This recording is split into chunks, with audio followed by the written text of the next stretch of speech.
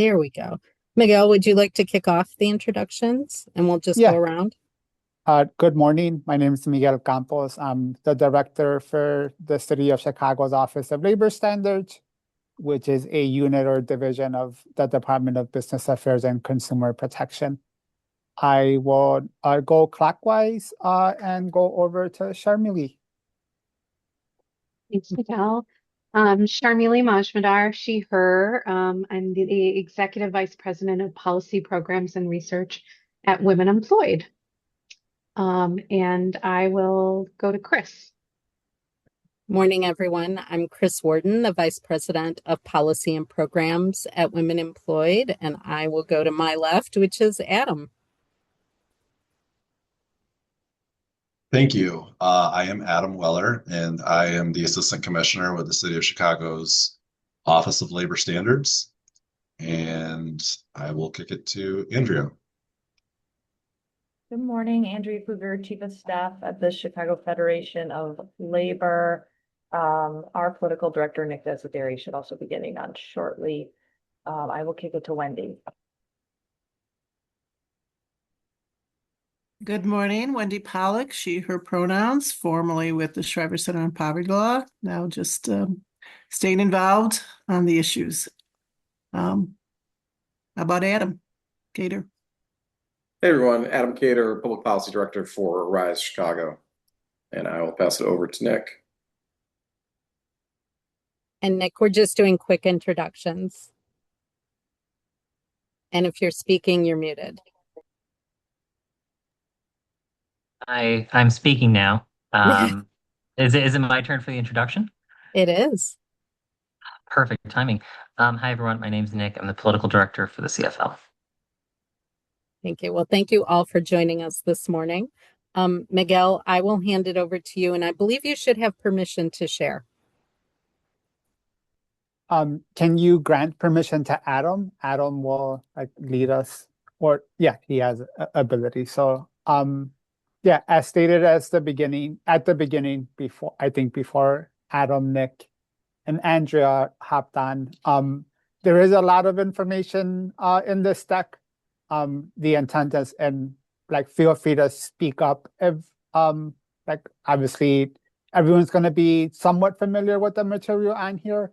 We did want to go over updates, but the intent of oversharing is that we are going to provide you with a PDF version of the deck that you guys can distribute publicly. It can go out to anyone. The PDF will contain active hyperlinks that if you share via email, someone will be able to open the PDF and click on anything that's underlined, and then it'll open or lead directly to websites or sections that are mentioned in the deck or the presentation. And then obviously we're leaving a bunch of space at the end to ask any questions, but we don't have to wait until the end. If someone has specific questions about anything that's being presented, we can stop on that slide and expand and answer any questions or comments that you guys may have.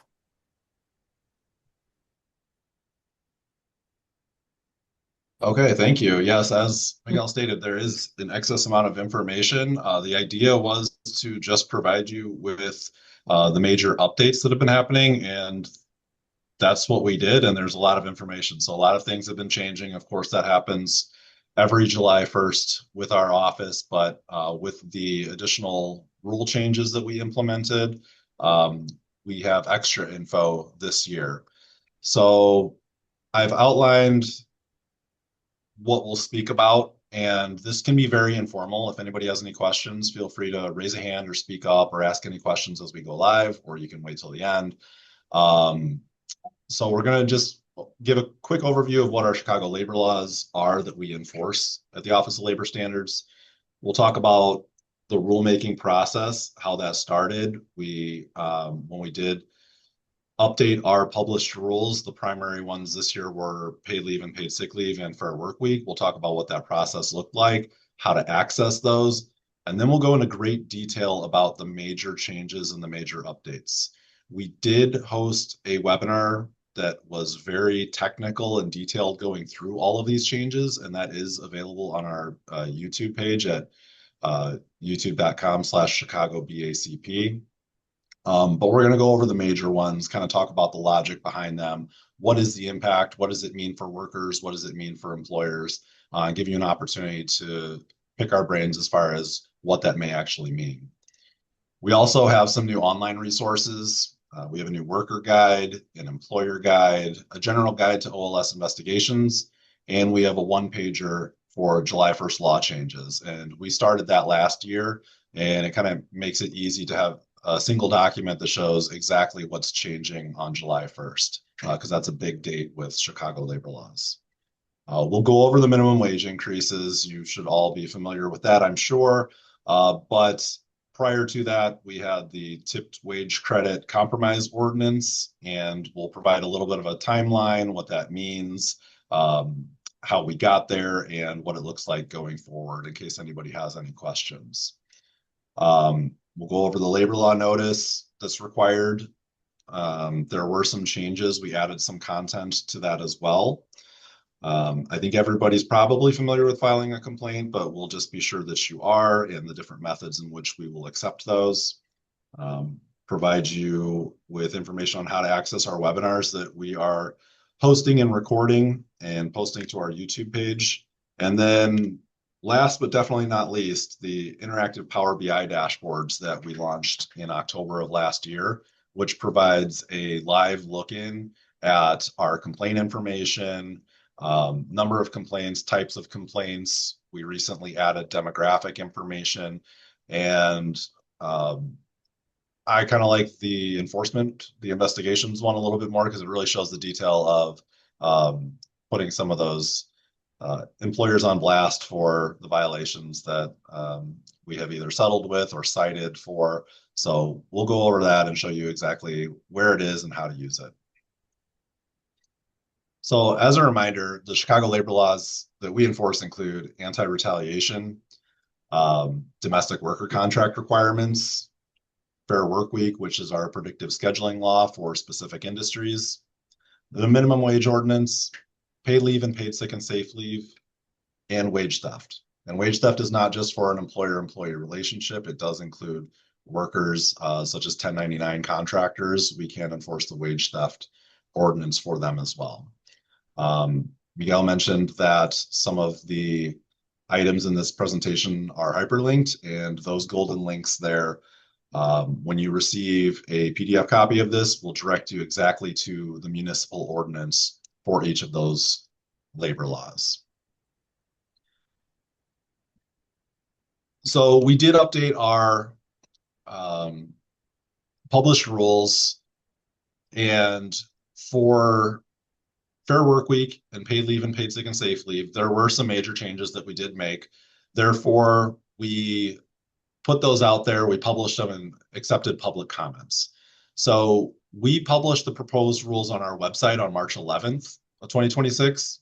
And we also announced the opening of the public comment period in our BACP newsletter on that same date. We hope everybody subscribes to the BACP newsletter so that you can see those. If not, we can show you exactly how to become a subscriber. In addition to posting those publicly, we hosted webinars in both English and Spanish where we reviewed the proposed changes and also explained how to submit public comments. We had posted recordings of those webinars on our BACP YouTube page in case you weren't able to attend. Those webinars have since been replaced with a review of the final changes since those have been finalized, but that was part of the rulemaking process. So we accepted public comments via mail, email, and an electronic survey that we created. And that was live from March 11th through April 3rd. We reviewed every public comment and considered each when finalizing our rules. So the rules pertaining to both Fair Work Week and paid leave and paid sick and safe leave were published on May 18th, 2026, and those took effect on June 1st, 2026. So they are live and they have been for over a month now. In case you aren't familiar with how to access the published rules, all of those are accessible through the City of Chicago's rules portal. There is a direct link there, or if you Google Chicago Rules Portal, it will pop right up. The easiest way is to filter by department and select Business Affairs and Consumer Protection. While we are the Office of Labor Standards, we are housed within the larger department of BACP. The rules that pertain to our office are going to be the Fair Workweek rules, general employment rules, which covers wage theft, minimum wage rules, and the paid leave and paid sick and safe leave rules. So for today, we're just going to review the more impactful and substantive changes to Fair Workweek and paid leave and paid sick and safe leave. The minor details, those can be addressed in the posted webinars. Believe me, you just want to look at the major ones for today. We do have a summary of changes document, which also goes through every single addition, deletion, or modification, and we can provide that as well. It was posted on our website during the public comment period. And as I mentioned, for a very detailed, thorough walkthrough, we have the finalized recordings on our YouTube page, the one that was hosted on May 19th and the Spanish version on May 21st. Minimum wage rules and the general employment rules, which also covers wage theft, those were also updated, but there were no real substantive changes. So those were primarily clerical corrections, like code updates, grammatical fixes, and reformatting. We did update the wage rates for minimum wage because there were outdated rates, so we just updated those. There was no public comment period for those rules, and we did not host webinars to explain the changes. There were no additions that were major. It was essentially just those minor corrections. So what we're going to dive into now is Fair Workweek, and we're going to talk about the big rules. So we added a new rule for employer size determination. The logic behind that is to create a look back period to determine whether an employer who's on the cusp of a certain employee count, whether that's global or for covered employees, whether they would generally be eligible or not, rather than the potential of them alternating on and off from a day or a week because you've got 49 covered employees or 50 covered employees. So we created an averaging of employer size to determine whether an employer will be covered for a specific period of time. So for an existing employer for global employees, we would average those out during a 12-month period.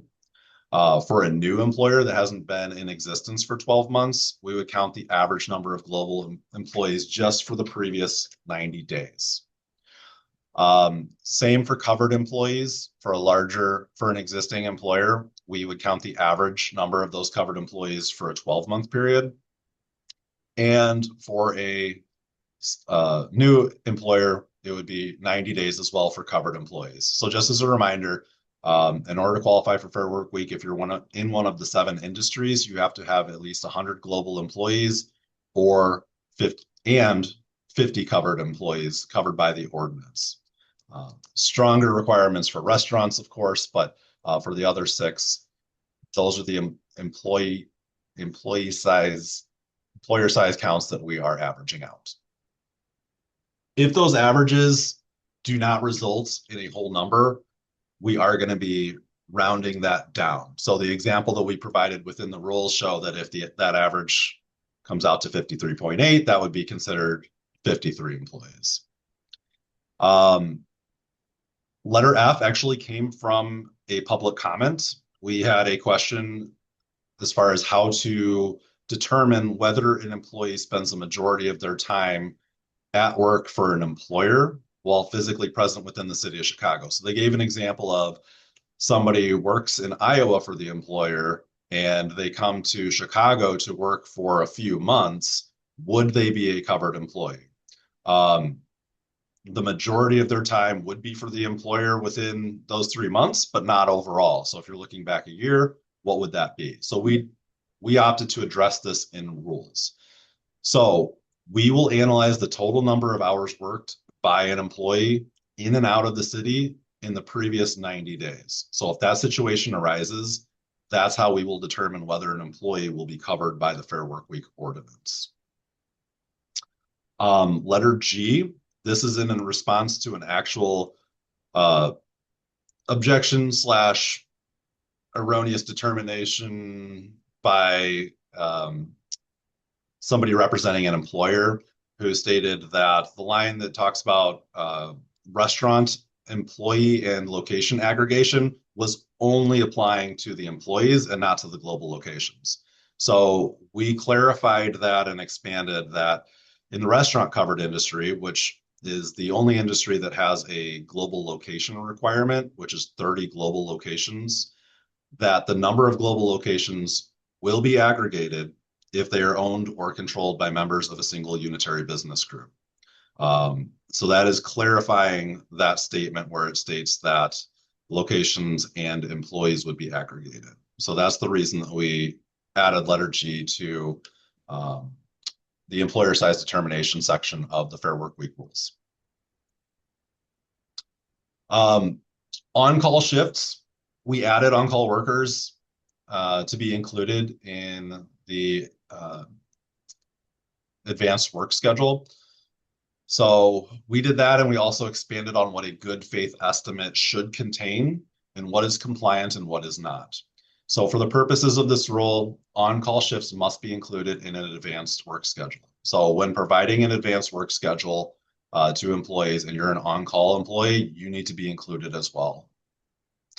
The good faith estimate needs to indicate the date that it was provided to the covered employee. And it should be an estimate. It should contain the following information within this estimate.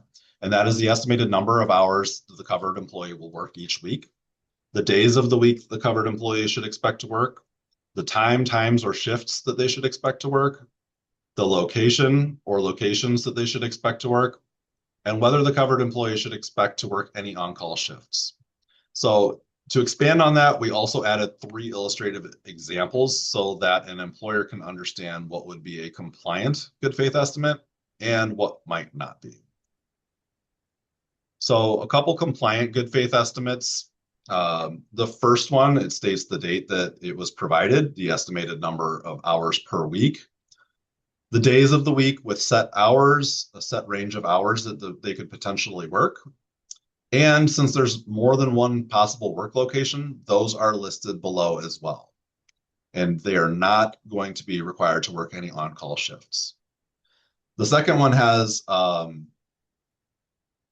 2 options because of possibilities of working multiple shifts. So rather than just having a wide span from 7 a.m. to 8 p.m., it is broken down into separate shifts. This would also be a compliant good faith estimate showing what types of shifts, whether it's in the morning or the afternoon or a combination of both. So that would be compliant as well, as that is fairly detailed. And by looking at this as a new employee, you can understand when you would be expected to work. A non-compliant good faith estimate that we included in the rules is this one here that states that you could be subject to work 15 hours at any time of day on any day of the week. So this really isn't telling the new employee anything regarding when they can expect to work, which days of the week, when that will be. So we would not accept this as a compliant good faith estimate.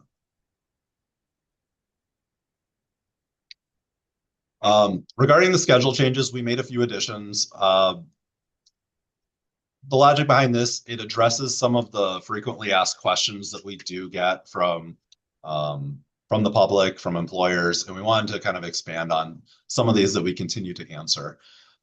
So employers are not required to pay predictability pay when adding or subtracting hours based on voluntary changes requested by a covered employee.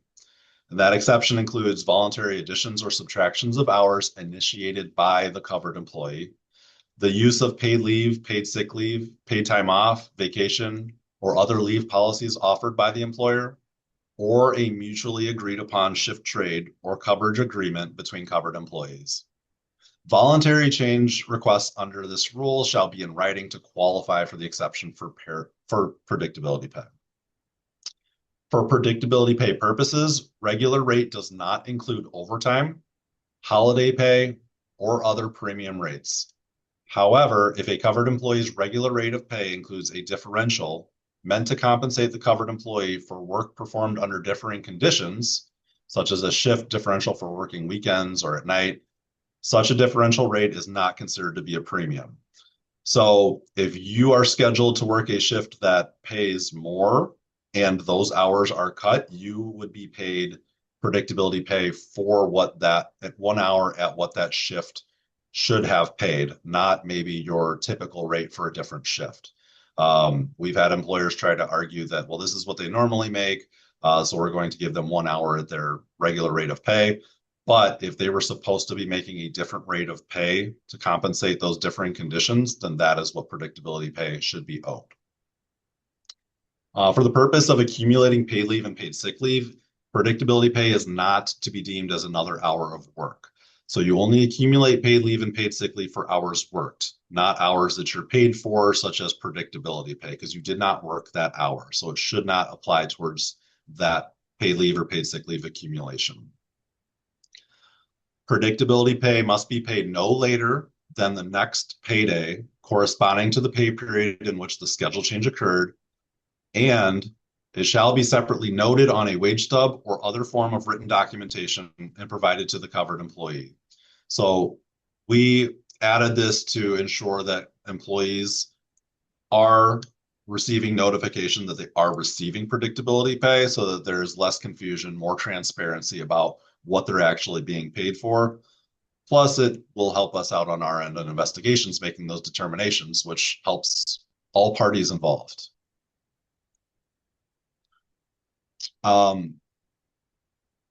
In Rule 1.06 of Fair Work Week, which details the offering of additional work hours to existing employees, we wanted to detail the process of offering these hours that an employer must follow before hiring temporary, seasonal, or new employees. So we do lay out a bit of a process here.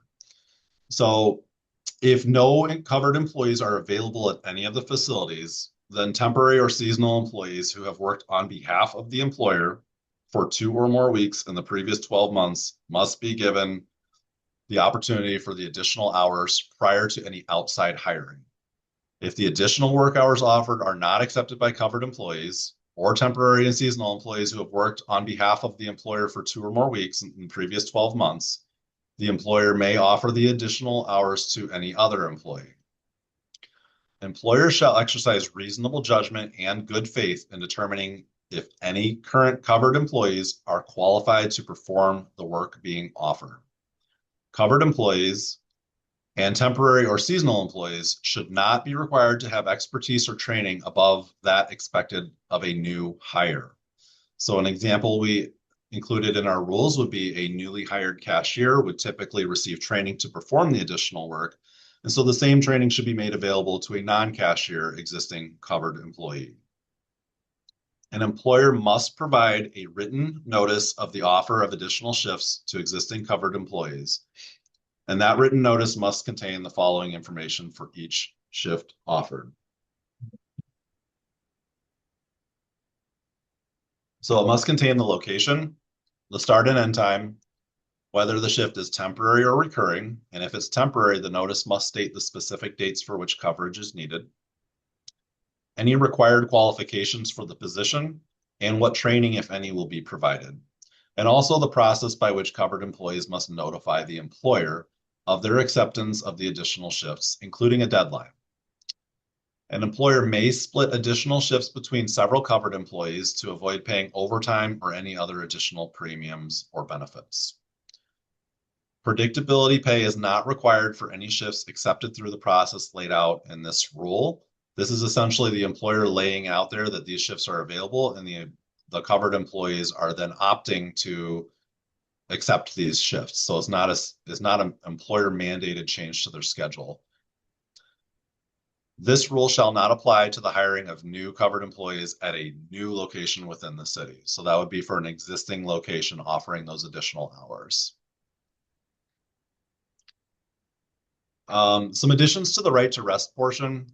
We address an ongoing or situational written voluntary consent to accept to work hours that would be subject to right to rest. So if right to rest is when an employer schedules you to work within 10 hours of the end of the previous day's shift. So if you close the previous day at 11 p.m. and you're asked to come back in at 7 a.m., you would be paid the premium right to rest pay at 1.25 times for the entire shift that begins within 10 hours of the previous day's shift.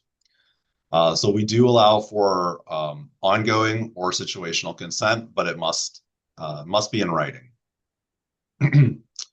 We also expanded on, well, we introduced double shift and split shifts. Also to kind of get ahead of employers using double shifts to get out of paying right to rest pay for an entire shift that should be subject to right to rest. So we address those with an explanation and with some illustrative examples as well. So if a covered employee works a double shift, which is consecutive shifts, and the double shift is less than 10 hours after the end of the previous day's shift, the employer shall pay the covered employee at a rate of 1.25 times the regular rate of pay for the entire double shift. So just by putting two shifts back to back, you are not escaping the requirement to pay right to rest pay to a worker. Okay, that's a single shift. If you work 9 to 12 and 12 to 3, we're considering that a single shift for the purpose of right to rest. The requirement to pay additional compensation to a covered employee who works a split shift, which would be different from a double shift because it has hours that are broken up into 2 or more parts with unpaid free time in between. That's only going to apply to the portion or portions of the split shift that did begin within 10 hours following the end of the shift that span 2 calendar days. So both of those shifts could be subject, or just the beginning of the first shift on a split shift could be subject, but we have examples in the rules that show exactly when and when that may not be subject. So as I mentioned, there are 3 illustrative examples of that within our rules of when right to rest pay would or would not be owed due to double shifts and split shifts. Similar to predictability pay, we added that when a covered employee is entitled to right to rest pay, that the right to rest pay must be paid no later than the next payday, corresponding to the pay period in which they worked the 2 shifts. Also similar to predictability pay, we added that this pay should be noted on a wage stub or other form of written documentation and provided to the covered employee for the same reasons that we mentioned in predictability pay. The major deletions from Fair Work Week deal with the subpoena objection period. So previously in our rules, we had a paragraph which stated that if we received a legal objection to a subpoena that we had issued to an employer, that we were to host a hearing to address the objection within 10 business days. That is unrealistic to get all those parties involved and to schedule a hearing and get it on the schedule within 10 business days. So that process has been eliminated from our rules. If they want to object to our subpoena, there are other venues and avenues that somebody can file an objection, but we are not held to it based on rules to have a hearing within 10 business days, which is nearly impossible to meet. We removed the complaint process from our rules. They really don't belong in rules. They don't expand upon or explain or provide clarity to the ordinance. So while removing those, we migrated them to resource guides that are available on our website. That lays out the exact same process, and it also expands upon it. So by removing that, we're providing it on separate documents, which we'll go over later in this presentation, and also expands upon that, gives employers, employees, and anybody who's curious a look into what that process looks like and what they can expect. So those are the 3 guides that we have added on our website. And again, we'll go over those in detail later on. Now we can shift to paid leave and paid sick leave. I promise this will be shorter than Fair Work Week, not by much, but by some. So we did add a new rule for joint employers. And this holds joint employers accountable for paid leave and paid sick leave noncompliance. So rather than the debate of which employer would be subject, this addresses those situations and can hold both of them accountable. So joint employment occurs when the essential terms and conditions of an employee's work are controlled by two or more entities. As a result, more than one entity may be the employer of a covered employee. Separate entities may be treated as joint employers under this chapter. Joint employers may be separate and distinct entities with separate owners, managers, and facilities. If facts establish that a covered employee is jointly employed by two or more employers, all joint employers are responsible, both individually and jointly, for compliance with all the applicable provisions of the chapter. Covered employees jointly employed by more than one employer shall be counted by each employer, regardless of whether their names appear in the employer's payroll. So for employer size, when you're counting employer size, they would be counted for each. Joint employment can occur in a variety of situations, including, but not limited to, when an employer uses a temporary staffing agency, a lead agency, professional employer organization, or other entities serving the same or similar functions. So that's a new rule that we added. We also clarify that employers have a little bit more flexibility to allow their employees use of paid sick leave. So we get that question a lot. Can I allow my employee to use paid sick leave even if it's not for a qualified purpose? If you want to go above and beyond and allow them to use that time, and you have a policy that allows that, you may. So you're not prevented from permitting the use of paid sick leave for additional purposes than those articulated in the chapter. For accrual, we made a couple minor additions that covered employees who are not exempt from the overtime provisions of Fair Labor Standards Act accrue paid leave and paid sick leave on all hours worked, including overtime hours worked. So if you're not an exempt employee and you work 50 hours a week, you're earning paid leave and paid sick leave on all of those hours that you worked. However, if you are an exempt employee under FLSA and you're working 50 hours a week, your paid leave and paid sick leave accrual will be capped at 40 hours.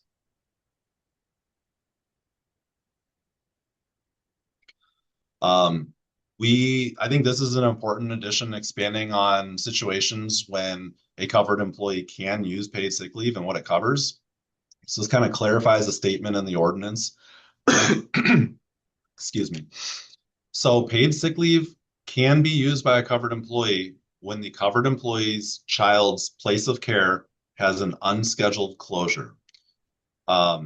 Place of care includes not only professional and formal organizations like after-school programs, schools, childcare centers, summer camp, but includes providers outside of institutional settings and locations such as paid babysitters, family, and friends who supervise children when covered employees are working.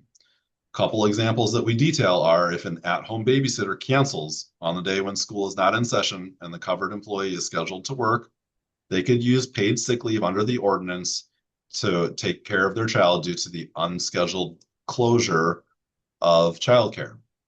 The unplanned cancellation of after-school programming for the child of a covered employee who is scheduled to work, that would also be covered. So we expanded upon this to provide clarity that paid sick leave does allow for the unscheduled closure of a child's place of care and is not just subject to public health emergencies as some had previously interpreted. So this allows more flexibility for covered employees to use their paid sick leave time. We added a couple new rules on this slide as well, that an employer may establish a policy that allows covered employees to allows them access to accrue up to 80 hours of paid time off as long as it meets or exceeds all the requirements of section 6130.030. We get a lot of single bucket PTO questions and they want to know, is this allowable? What does this look like? And essentially you can have a single bucket PTO as long as it meets all of the requirements for usage and carryover under 6130, the paid leave and paid sick and safe leave ordinance.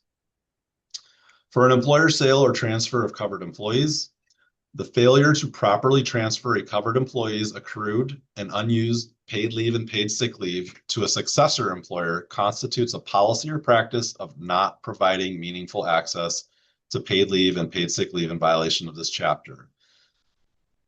So essentially, if there is a sale or transfer, those employees should retain the amount of paid leave and paid sick leave that they have accrued in that situation.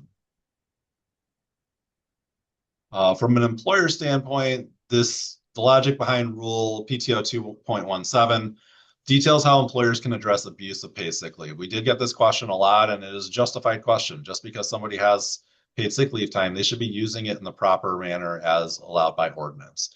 So we do cover how an employer may take disciplinary action up to and including termination against a covered employee who abuses or uses paid sick leave for purposes other than those described in the ordinance. We provided some examples of what those include so that you can have an idea of what that would look like. Some examples being unscheduled paid sick leave on or adjacent to weekends. These are patterns, by the way, patterns of use of unscheduled paid sick leave on or adjacent to weekends, regularly scheduled days off, holidays, vacation, or payday. If for every weekend you're calling in sick on Fridays or before every holiday, and there's a pattern of use, that could lead to an employer working to take disciplinary action against an employee for potential misuse of paid sick leave. Taking paid sick leave on days when other leave has been denied, such as if you put in for vacation and it has been denied based on a blackout date or due to continuation of operations, and you go ahead and take a paid sick leave anyway, and there's a pattern of doing so, this is what that covers. Taking paid sick leave on days when the covered employee is scheduled to work a shift or perform duties perceived as undesirable. 2.18 is just to essentially state that this chapter should not create or impose any requirement that conflicts with any federal or state law, rule, or regulation, such as FMLA requirements, that this isn't going to interfere with any existing superseding law. And as far as deletions, this is going to look extremely familiar because these are the same deletions that we put in Fair Work Week. Regarding the subpoena objection period, the complaint process, which we migrated over to the resource guides. And I guess I'll use that as a segue to introduce new resource guides. So here we are. On our website at chi.gov/labor standards, if you scroll down to the resources section, we have our resources that are newly redesigned in these accordion style drop downs. We moved away from the multiple boxes for our resources. You'll still see boxes in other sections, but these do drop down. So they're kind of like tucked in there, nice and neat. The file a complaint section is also on our main page now, rather than going through the individual labor law sections. Those are available in 6 different languages from this dropdown, along with a link to the 311 system to file a complaint. So if you do want to file a complaint, they're easier to find now. But at the bottom of this section, you'll see Worker Guide to OLS Investigations, Employer Guide to OLS Investigations, and an overview of the OLS investigation process. These documents are available in both English and Spanish from our website.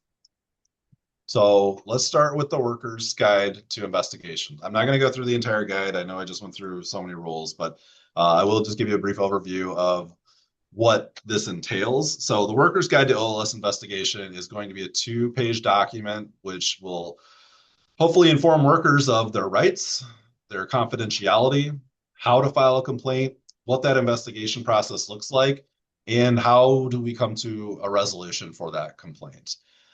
The language within the document is intended not to be overly technical. We don't want this to be full of legalese or complicate anything for a worker who's really just looking to seek assistance and understand what does this process look like. So we simplified a lot of the language, and that is by design.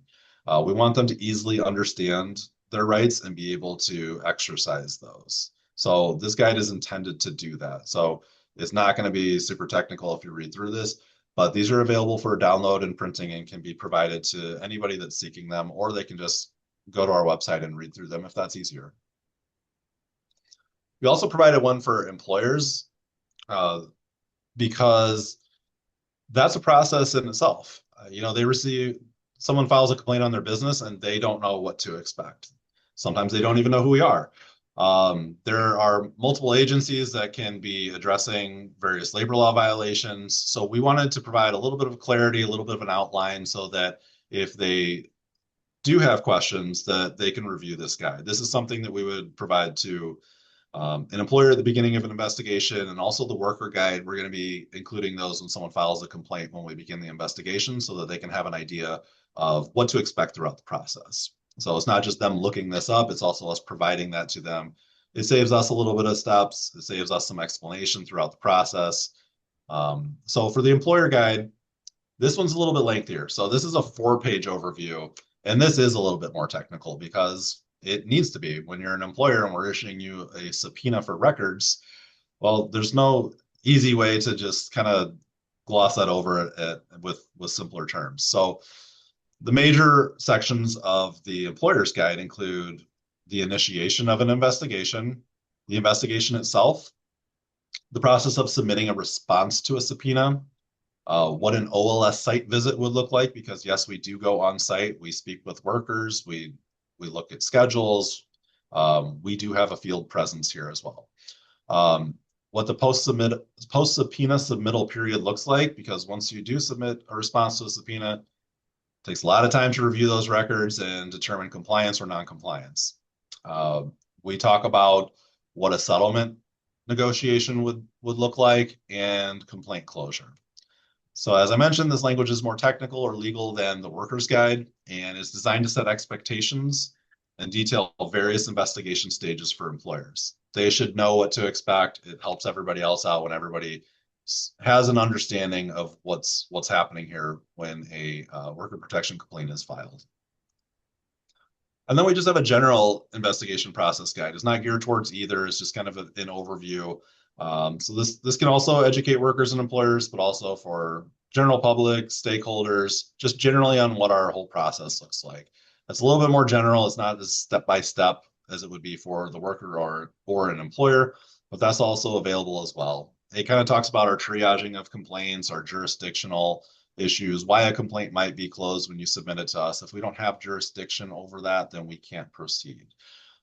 We talk about how if we don't have jurisdiction, but somebody else does, we'll make referrals. We'll provide you with the appropriate complaint forms. We'll put you in touch with the correct agencies. So that's all part of what we do. Just because we can't help doesn't mean that somebody else cannot. So we try to put them in touch with the proper agencies and give them as much guidance as we can. Another resource that I mentioned in the outline would be the July 1st law changes one-pager. So this is just a single one-page document that is also available for downloading or printing. And these are for the changes on July 1st, 2026. As you see at the beginning, the minimum wage table has been updated with the new minimum wage rates that took effect 8 days ago. So standard minimum wage, overtime minimum wage, and that the tip minimum wage will remain at tip minimum wage credit will remain at 24% for all employers through June 30th, 2028. We also detail the minimum wage increase and how we calculated that. That is codified in the minimum wage ordinance. We did receive a question from a firm just wanting to, see the details, like how did we get there? What were the calculations? So we have no problem sharing that because we're following the ordinance, and that is subject to the Consumer Price Index. With the minimum wage increase, it is based on the latest CPI report, but it is capped at 2.5%. So the minimum wage will not increase by more than 2.5% minus the rounding up to the nearest nickel. So it was 1660. The CPI increase was at 3.81%. Therefore, we capped it 2.5%. That took us to $17.01 since the ordinance says it will be rounded up to the nearest nickel. That's what we did. And voila, we're at $17.05 an hour for employers with 4 or more employees. So that is the new minimum wage rate. The Fair Workweek compensation ceilings did also increase. That is also based on the Consumer Pricing Index, but that is not capped. So that was a full 3.81%. So the salary was at a full 3.81% and hourly also increased, rounded up to the nearest nickel. The paid leave private cause of action is now fully in effect. So the ordinance took place for paid leave and paid sick and safe leave on July 1st, 2024. So paid leave was introduced then, it took effect. There was no private cause of action for an entire year.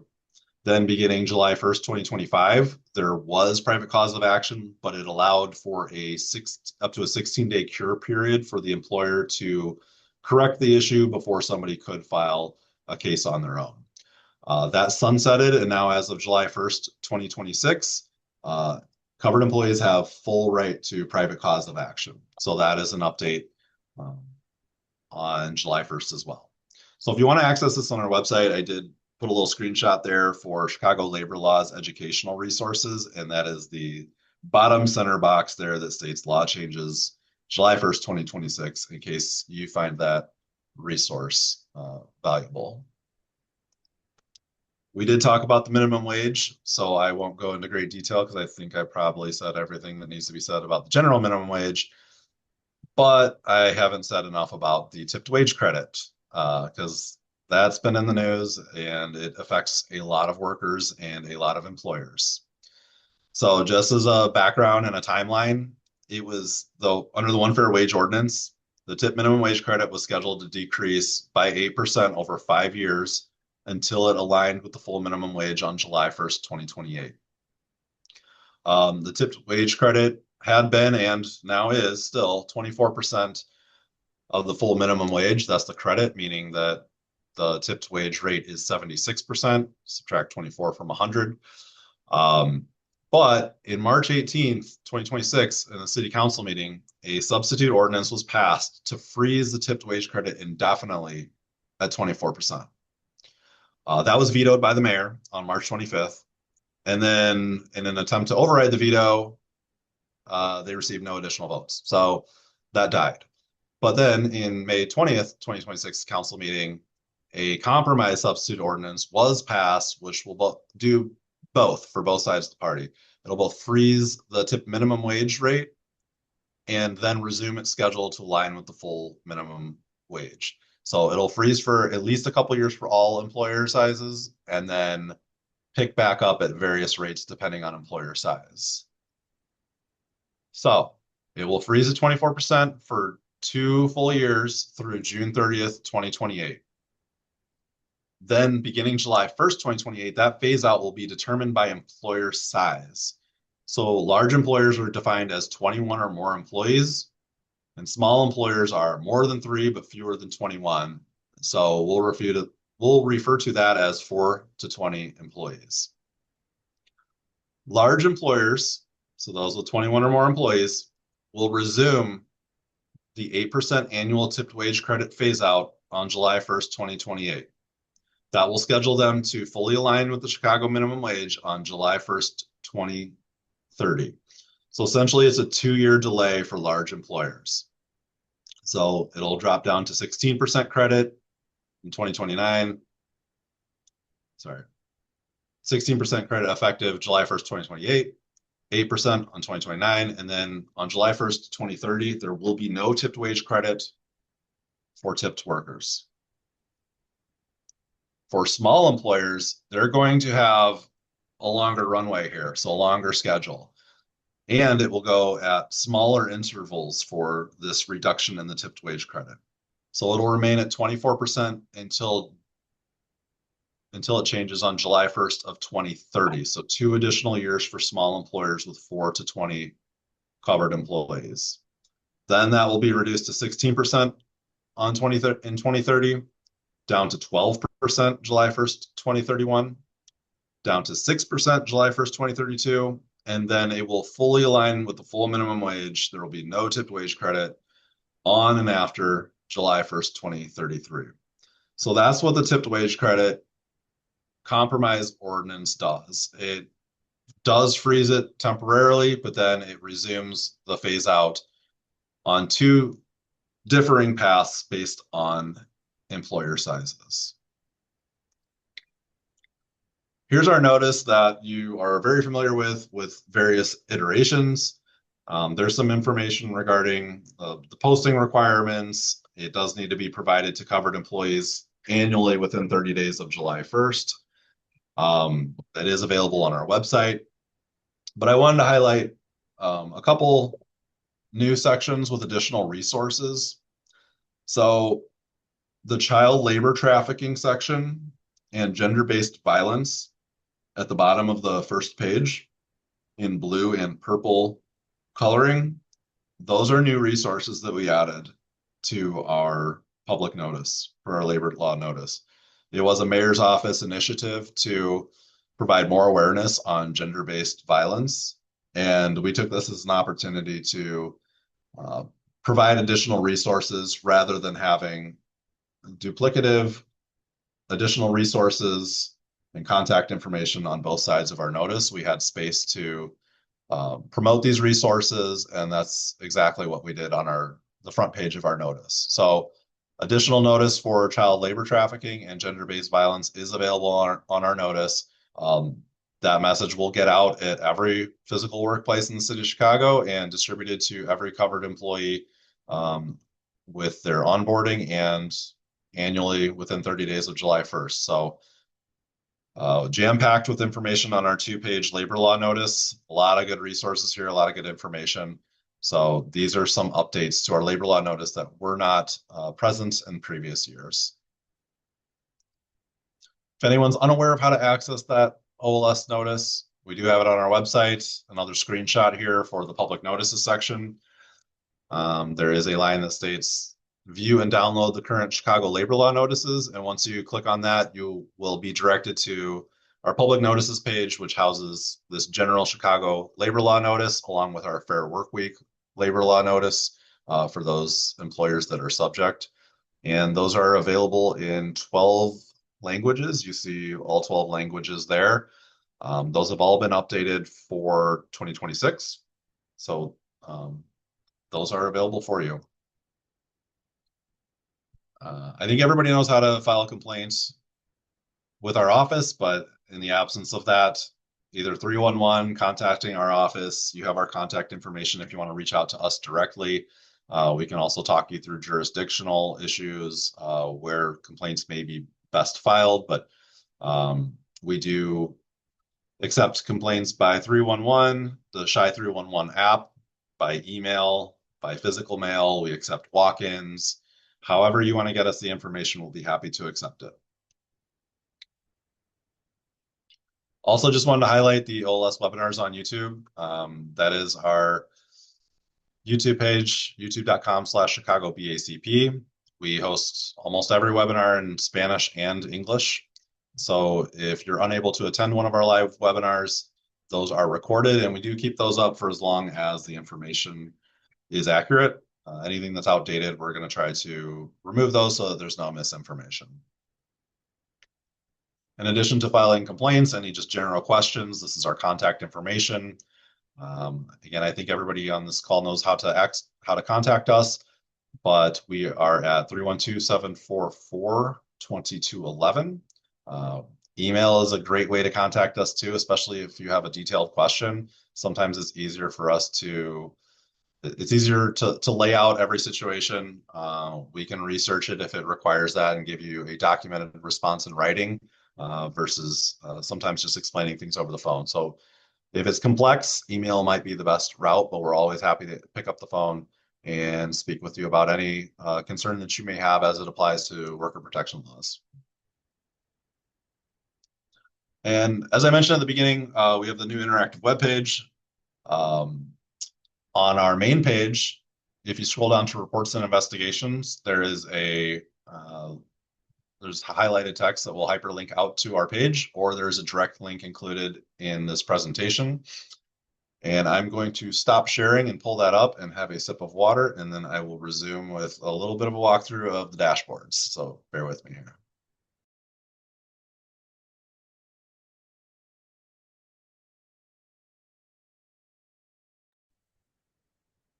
Thank you. While you're getting, excuse me, while you're getting a drink of water, Adam, After going through all that detail, thank you very, very much for walking us through that.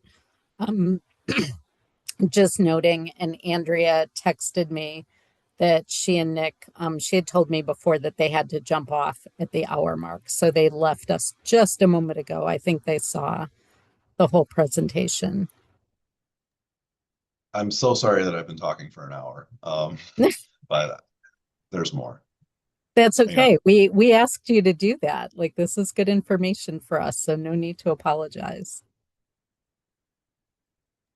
Um, and unfortunately, I also have another meeting at 11, so I'll be jumping off on that. But I did want to mention that we'll be looking at how we can connect back to the OLS resources through our website as another way to get what you've shared out to the people who need it.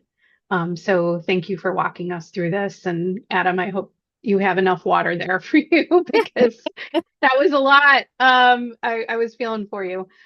So thank you and look forward to continuing to work together.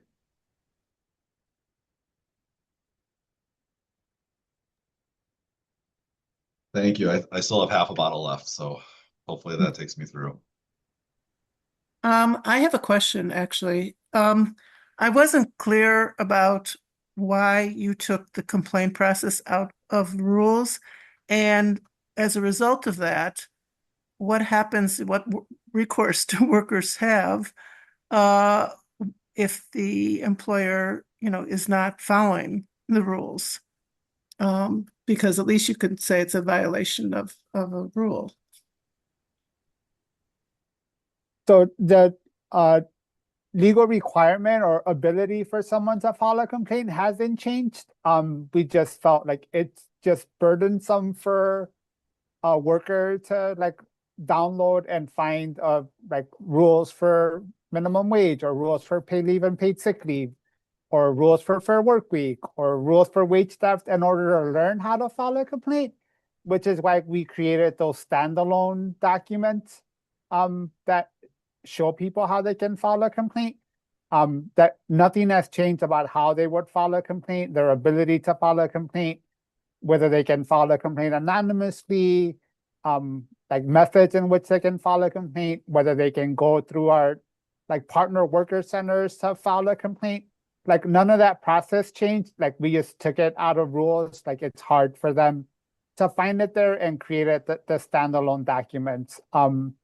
Obviously, yeah, not allowing someone to file a complaint or like taking retaliatory actions against someone for filing a complaint, like those protections still exist. Like that's still a citation, that's still enforcement action that we can take on it. We just felt that like not just us, like the law department felt that that process of like how to file a complaint shouldn't live within rules. Like it's not a rule, it's a right that's available across the board. So that was a reason why like we took it out of rules. Again, it's easier for someone to look at a 2-page document that shows like or what ordinances exist, how can I file a complaint, what are expectations, rather than having someone go through a 8-page or 10-page or 12-page set of rules. Well, I appreciate that, but I mean, I think you could have done both. And I think that my concern is more when the employer who has, has a violation and a complaint filed against them doesn't follow these guidances, because the guidances, don't, what kind of punishment is there for the employer who is not following what should be in the rules?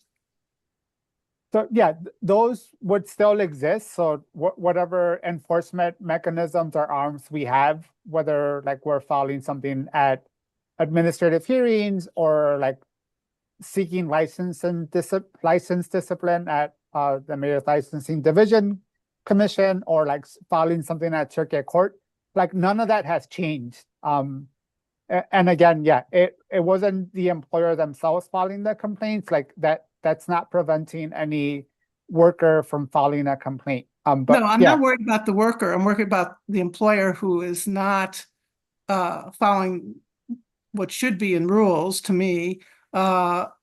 what are there penalties to be assessed? I mean, what happens if they're not doing anything in a timely manner in terms of the process, that sort of thing? Oh, no, yeah, that hasn't changed at all. So like And so where whatever do we penalties find that information? Like what's the recourse, what's the penalties, that kind of thing? That's written in the ordinance itself. Okay. What the like fine amounts are, fine ranges, like our ability to like file cases, to have license discipline. Yeah, we can write citations for not responding to a subpoena. Like we Okay. have stepped and accelerated that process up, and Adam can expand a little on how that looks. But yeah, I think in the last year we've sent like 15 cases to MLDC to like seek license discipline. We had our first revocation order come in last week for a nail salon that just decided not to comply with us at all, not respond to a subpoena. But that information and fines and restitutions like Adam can expand on. And I guess, yeah, we wanted to create these resources. Like, I think it's one of the most exciting things that Adam will share today. Just the fact that like these are public records, they should not be hidden somewhere. Someone shouldn't have to file a FOIA for them. And like Adam can expand a little on those dashboards. We're super appreciative of like being able to do this work in-house. So this wasn't us contracting or having to talk to another department or another office or division. Like through work of advocates, like we were granted program analyst positions, and like they're able to do this work in-house. We don't have to wait for someone else to like work through this data, like produce it. Like I think they've been great additions to the team. But I'll let Adam share what that dashboard looks like, how it can be accessed, and it's updated on a daily basis. So it's up to the minute information. Yeah, and I just want to assure you that our enforcement methods have not decreased. In fact, they've strengthened. So as Miguel alluded to with the license discipline hearings, this has been a step that we have taken when an employer refuses to respond to our subpoena, rather than just citing for violations that would create a city fine, that would levy a fine. We are taking them to a hearing to enforce the subpoena. And this has been effective to get documents that we would have not otherwise received. It has resulted in us moving forward with cases that were stalled, in certain events where they continue to not be responsive. As Miguel mentioned, they are subject to license revocation and cannot operate their business in the city of Chicago anymore if they want to take that step. So we have been, in the last couple of years, in addition to filing more cases at administrative hearings for bad operators, we have strengthened our enforcement at OLS, and you'll be able to see that on our investigations dashboard that you can access at any time. And I'll lead into that unless you wanted to follow up with any questions on that. No, I'm good, thanks. All right, so our reports and investigations web page has two separate dashboards, which are interactive, and you can click around to determine how you want to see data. If you're not familiar with how dashboards work or how to utilize these resources, we have OLS Power BI instructions. That is a 7-page document with screenshots, how-tos, definitions on terms used within the dashboards, so that you can have clarity on what it is you're actually seeing here. So I'll start with the investigations dashboard because that's first in line. You can see that it's been updated today, July 9th, 2026. I did ask for it to be refreshed this morning, but generally the investigations one is updated weekly on Fridays. So there's a number of different cards, as we call them, within a dashboard. And there's 3 different sections as far as enforcement types that we have. So we have settlements, we have mediations, and we have citations information available. So what you're seeing is not like a total impact bar up here, but what you're seeing is settlements are selected for all years, and you can see where we are with those. So settlements over time, many we had in 2021 through present day, the number of settlements, the total hours of paid leave or paid sick leave that has been recouped by employees, the number of total impacted employees just based on settlements alone, fines through settlements, and money put back in the pockets of workers through settlement agreements that we executed with employers. This is outstanding. I just wanted to interrupt to say that. Oh, you can interrupt anytime if you have those comments. Thank you very much. You can also select specific years. So if you just want to look at 2026, you can unselect and click 2026, and it will refresh and just show you what we've done as far as settlements this year. So we've entered into 11 settlement agreements, same stats up here. Settlements by ordinance, we have a pie chart. If you just want to see minimum wage, it shows you, it removes the other ordinance codes and it just highlights minimum wage because I selected minimum wage. I want to see what are wage complaints. What have we settled as far as those? And if you want to go back, you just click right out. These buttons here take effect with the remedies by employer legal name. So we list the employer legal name to the left and how much they paid in fines. And then if you hover over, so let's take this one for example, Sacramento Amico Inc. Primary ordinance was minimum wage. A secondary ordinance with violations was paid sick leave. They paid $9,122 in fines based on a settlement that we reached earlier this year. If somebody was required to pay paid leave hours or paid sick leave hours back, we track that as well. So Wendell Sightseeing Company they agreed to put 934 hours of paid leave and paid sick leave back in the banks of workers. And then money to workers, which is the most important part, is showed on this third radio button. So Sacramento Amico, as we highlighted them earlier, paid workers back $41,877 in a settlement that we reached earlier this year. You Go Boy Inc., also known as Kit Kat Lounge and Restaurant, $33,000. So this is how you can access by employer name, fines paid, paid leave hours, and recoupment through these buttons. And that was just for settlements. We do reach mediations with employers for, excuse me, for quicker solutions, such as single employee, single employer, missing last paycheck. Typically, those are when we reach mediations, just trying to get the employer to say, hey, you owe this person money. Can you take care of that, please? And the complainant agrees to that. Then we'll just simply mediate that case. So we started mediations in 2023, and you can see the impact over time. Also, how many impacted employees by each ordinance.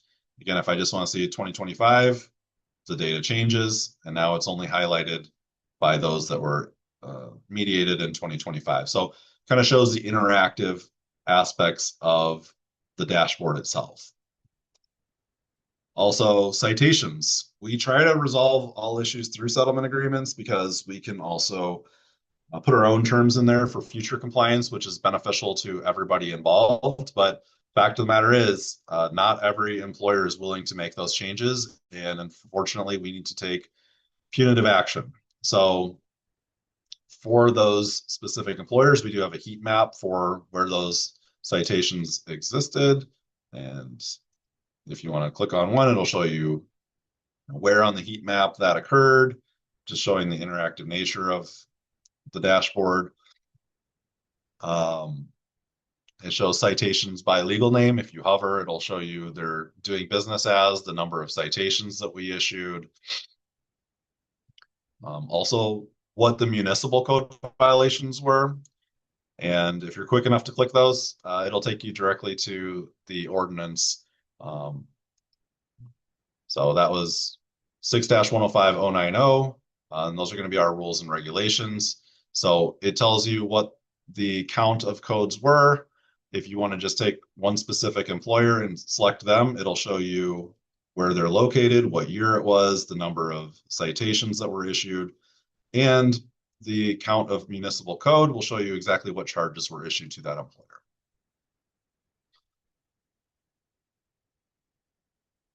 And just by clicking out, it resets.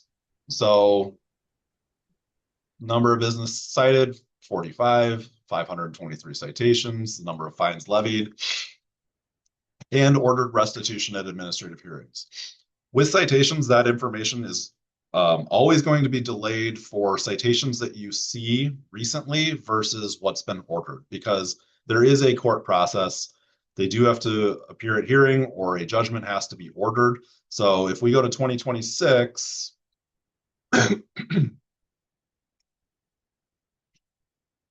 we have a lot of citations, 69 citations, but not much as far as fines levied and restitution.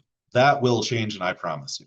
It's just that many of these cases are being continued. They're in the court process. So once those determinations and judgments are made, we will update the dashboard to reflect that. Any questions on the investigations dashboard before I use the last bit of time we have here to go over complaints? No. Not a question, but I just want to +1 what Adam said. This is amazing. I love this. And the fact that you can manage this in-house and update it on a regular basis, daily or weekly basis, is just amazing. Well, thank you. Yeah, we're happy to have it. It's hopefully the public finds it as useful as we hope.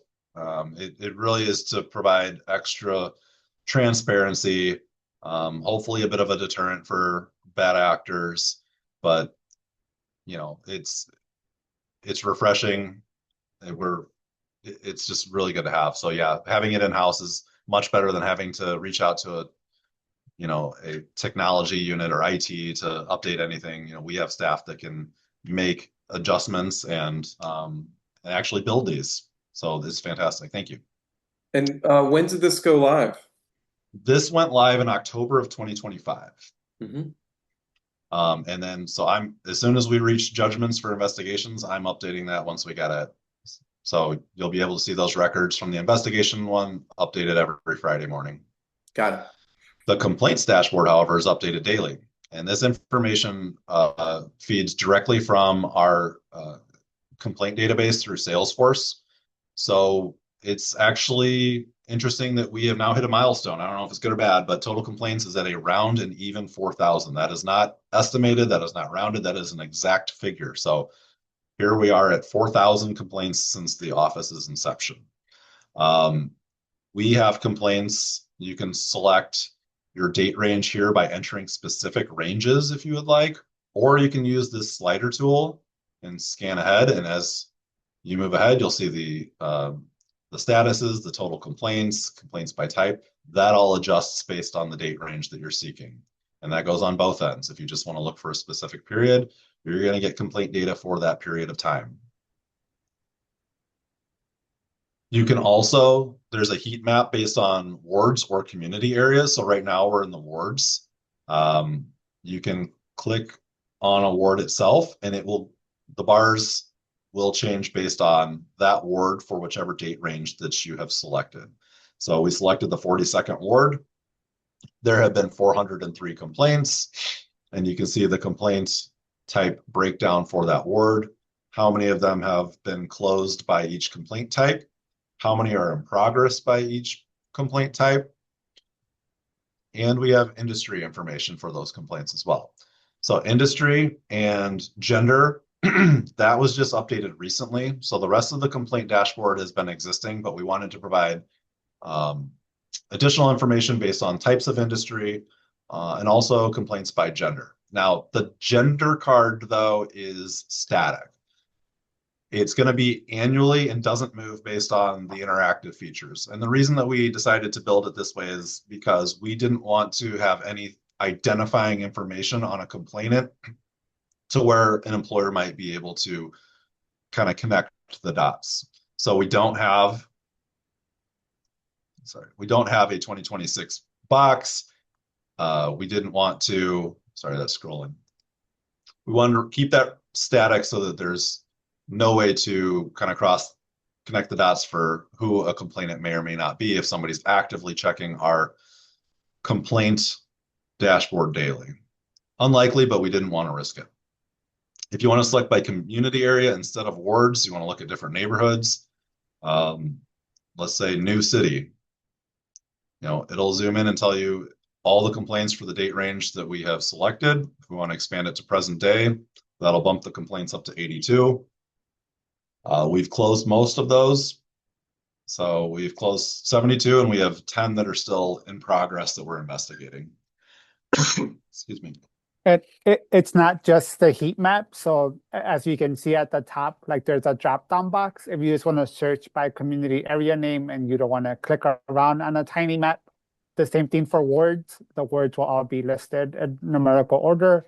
Like you can select all, or you can look at a specific neighborhood or a combination of them. I also wanted to point out that, yeah, like we get that there's a lot going on in the page. There's a lot of tiles, but yeah, we wanted to give people multiple methods in which to access information for either the neighborhood that they live in or like neighborhood that they're advocating for. So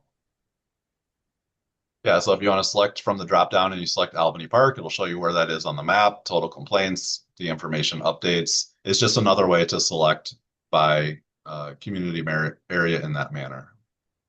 And so the next time an older person says, "Oh, we don't have wage theft in our ward," I can say, "You have precisely this number so far." That's exactly what you can do. Yes. It's publicly available. Are you identifying joint employer complaints specifically or not? Because it seems like those folks are trying to get smart about getting around the rules around joint employers. And Adam could probably speak to this more. It seems like that's happening, particularly with domestic workers, but I'm sure it's happening across, in all industries. But it's also something that might not, the worker complaining might not understand that and just file the complaint against, their individual employer and not understand that there is a joint employer connection. So I guess I'm asking, are you seeing an uptick, and what are you doing to make sure, you clear the air about that when the worker themselves might not know that they would be considered a joint employer? No, so with regards to the dashboard, it doesn't differentiate or contain like joint employer complaints. Like that's something that we would talk through with the worker, like on a case-by-case basis to figure out what's going on. Yeah, I'm working for the staffing agency.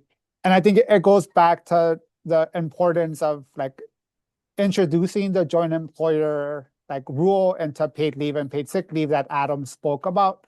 Like that is something that we want to try to close that loophole or try to stay ahead of people that are like acting in bad faith.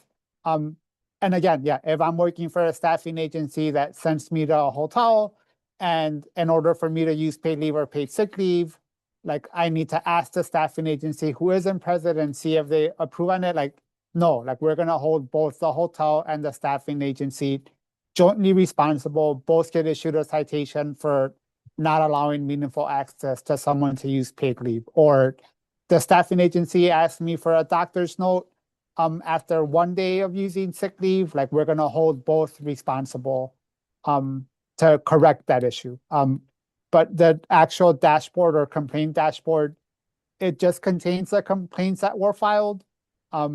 We can explore, and like we're glad you brought it up, of like having, in cases where there is a joint employment situation going on, having the employer or the worker file a second complaint against the second one, because then, yeah, to capture like what's actually happening in the ground. But yeah, thank you for bringing that point up, Wendy. But these are just singular, like we have not asked any worker to file multiple complaints if they're working for joint employers, but it's something that we can explore.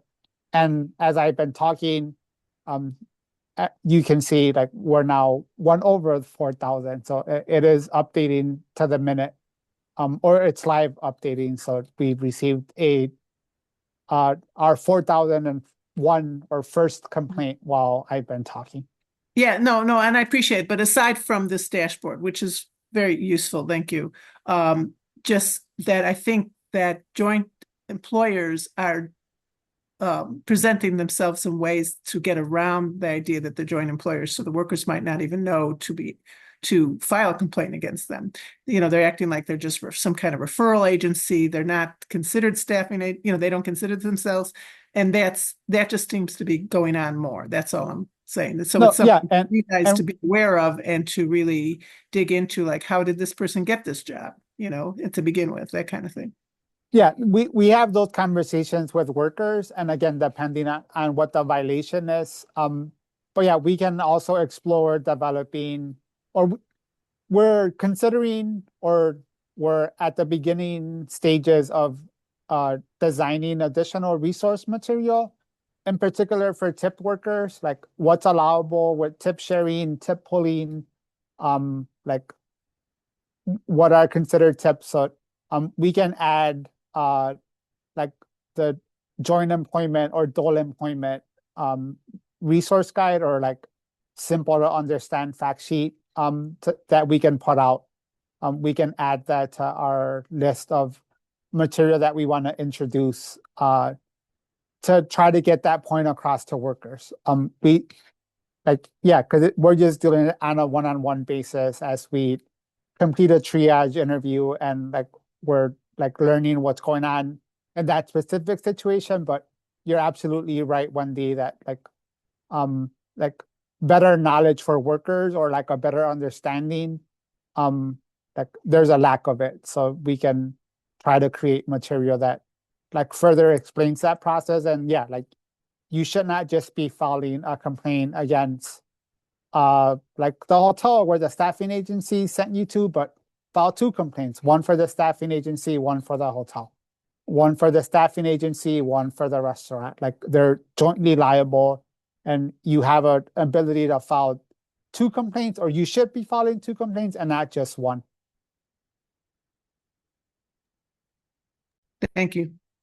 Yeah, and we have seen instances where complainants have done so, and also our office does have the ability to enter a complaint on behalf of the complainant once we gather that information. So if we do determine that it makes sense to file a separate complaint for a separate legal entity that would be a joint employer, we can do that as well. And I can assure you that if enforcement is issued to separate legal entities, that will appear on our investigations dashboard as well, because those are going to be separate agreements, separate judgments with separate respondents.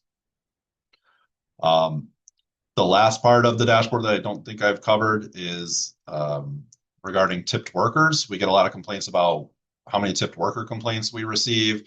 So we do have a separate section for tipped workers and complaints that we've received from them. A lot of the same cards that are available. I just want to inform you that how we gather that data is strictly from the complainants themselves when filing a wage complaint. We have a question that is a yes, no, whether or not they are a tipped employee. If they are, they're hitting this dashboard and we're capturing that information, but that is entirely dependent on the complainant to provide that information to us. So we have a little bit of a disclaimer stating that this data is for those who have identified as a tipped worker. And so that's where this data comes from. So I wanted to be clear about where this information is coming from. There's no other determination made for the dashboard purposes other than that question being answered. And then I know this seems like a low number, but yeah, we won't correct someone's mistake. So if someone or doesn't identify themselves as a tip worker when they file their complaint, like we're not changing their answer to that question.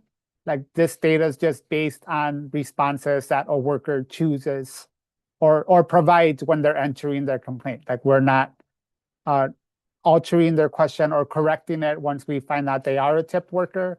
So it's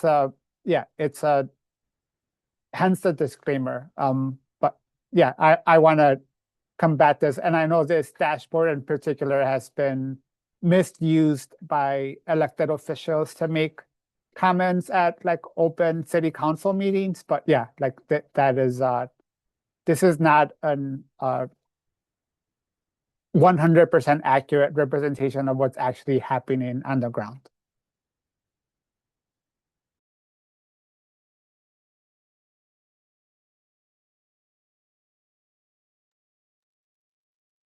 Again, But just love this dashboard.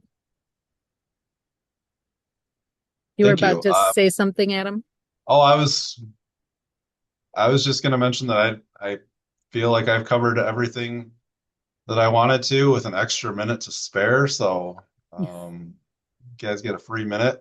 But just wanted to reiterate anything that you guys ever need or have questions about, we're always available. So please, we want to continue this partnership, work together, be sure that we're all working to get workers what is owed to them by law. So however it's best suited to continue the relationship, we're available. So thank you all for your time today. I know that that was a lot, and I don't want to talk for the rest of the day, but thank you so much for your ears and listening, and hopefully some of the resources you'll find valuable. Yeah, and Well, I just want to reiterate, like there's other updates that we made that we didn't cover. So like our fact sheets, like are get updated on an annual basis, like our FAQ documents are on their second and third and fourth versions. Like we update those as necessary. And I do recognize that there are pending legislation that's working its way through City Council, whether it's the Chairwoman Haddon's heat onus prevention ordinance, which we're hoping goes up for vote next week, or Alderwoman Ramirez's last mile warehouse protection ordinance, as that's working its way through its drafting process. That when we engage in creating like outreach material for those, and then obviously developing new sets of rules for those, that we'll do a better job of like communicating with you guys specifically of when those like draft of rules are up and like public comment periods. I know there are pieces of legislation that you guys continue to work on. But yeah, hopefully there's more to come, additional protections that are going to exist in the city, and yeah, your partnership is valued, and we'll make sure that we're doing a better job of communicating when like specifically the outreach material for those and the drafting of rules for those two ordinances. Should City Council pass them, what that process will look like. well, thank you so much for that, Miguel. And when you say you'll do a better job, you all have done a fine job. It's not on you that that we missed some of these coming through the pipeline, but really appreciate that you are giving us the grace and taking responsibility for that, but also being proactive and helping us keep track of what's happening and what we should be weighing in on. I know when you and I and Adam met, we talked about doing a regular meeting, like maybe a quarterly meeting, just to ensure that we are staying up on what's happening. And if it's okay after this, I, of course, will share the recording, but I'll also reach out about perhaps doing an October meeting. And Adam will try not to make that a 90-minute meeting where you have to talk for 75 of those 90 minutes. No, yeah, we welcome that, and yeah, we're more than happy to have a quarterly meeting or more frequent if necessary. And yeah, would feel free to share this recording with anyone that wasn't able to join. We'll share a copy of the deck, and feel free to disseminate that as widely and to anyone that you want. Yeah, and if you guys have questions, as you're linking out from the Women Employed site on specific resources that exist, feel free to reach out. We think we did a good job of trying to capture like any updates that need to be made to websites like chi.gov/care. And then obviously, yeah, if you guys find any typos or information that's incorrect or links that are broken, like there's only so much that we can do from like looking at something over and over and over. But yeah, we appreciate an extra set of eyes on all of the material that we have published. Yeah. And I just want to thank you, Adam and Miguel. And even though I'm not associated with an organization at this point, I do hope you keep me in the loop on, you have I think you have my email. Yeah. Yes, And we will. Thank yeah, you. everybody should have emails in the meeting invitation. for this meeting. And that has your personal email in it, Wendy. Thank you. But thank you again. I hope everybody has a fantastic day. Let's hope for cooler weather going forward this week. Yes. Take care, everyone. We'll be in And touch look soon. forward to All right. next time. Bye, Thank thanks. you.